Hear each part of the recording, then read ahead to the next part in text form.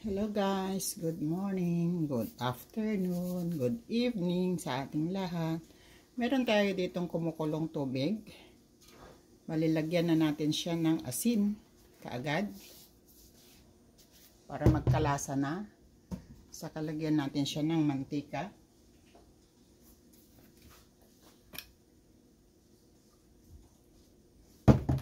Gagawa tayo ng beef stir-fried with broccoli and cauliflower. Ngayon, ilagay na natin itong broccoli at saka cauliflower. I-blanch lang natin siya. Mga 2 minutes.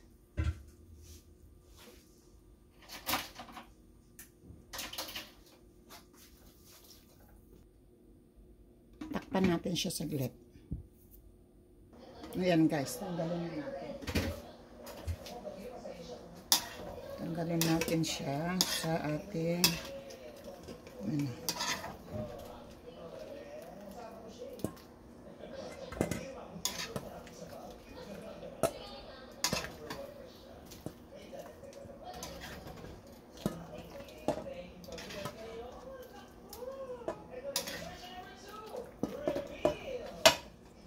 mainit. Ngayon, ito ibabalik natin para igisa natin yung beef. Lagyan na natin siya kaagad ng mantika.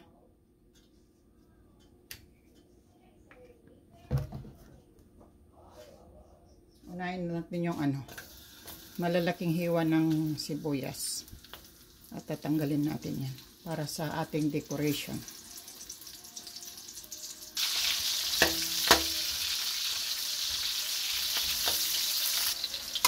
Tanggalin natin siya guys.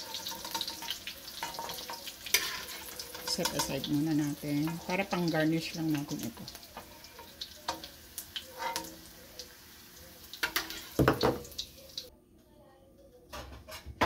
Ngayon natin yung sibuyas.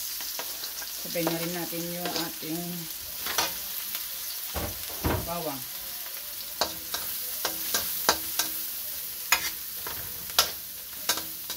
Gisa lang natin siya.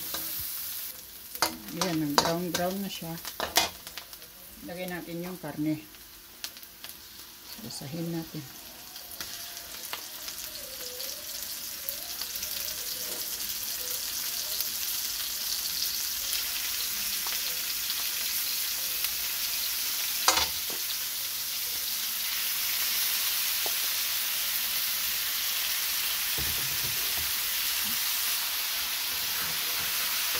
Yan guys. Madali lang itong lutuin dahil nasa inano ko siya, prime rib ito. Pero ginupit-gupit ko lang siya ng maliliit.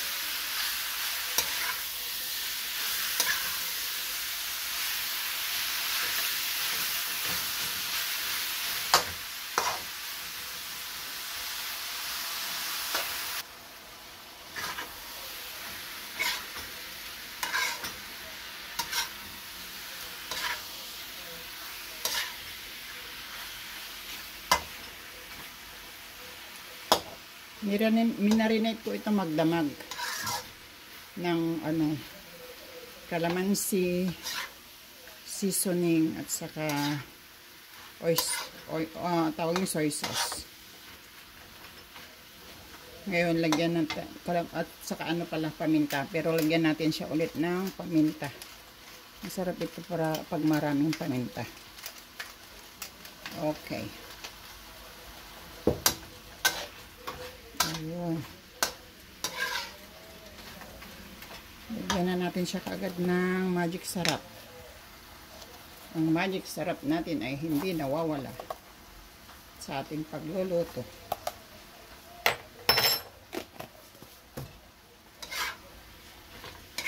Ayun.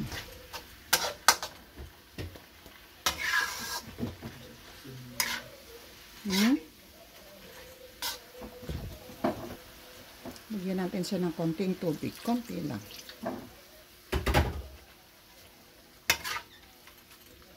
Para na hindi siya dry.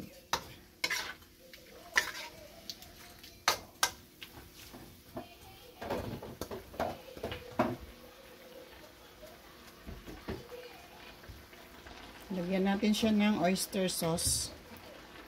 Kahit 1 tablespoon lang. Okay.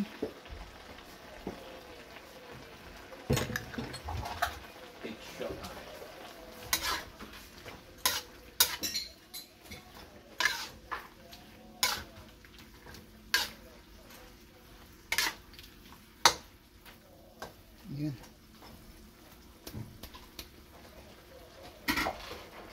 Konting takip lang. And guys, okay na yan.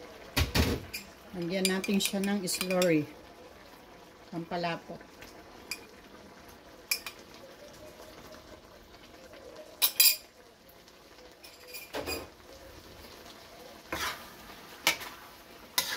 Yan. Para kumintab.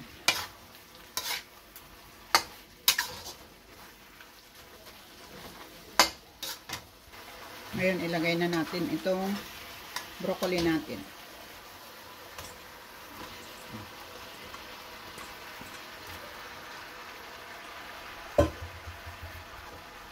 Ayun. Tapos, ang ating beef with broccoli.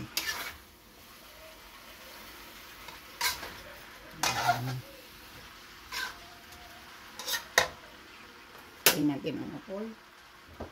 Lagay natin ang ating sibuyas. Ayan.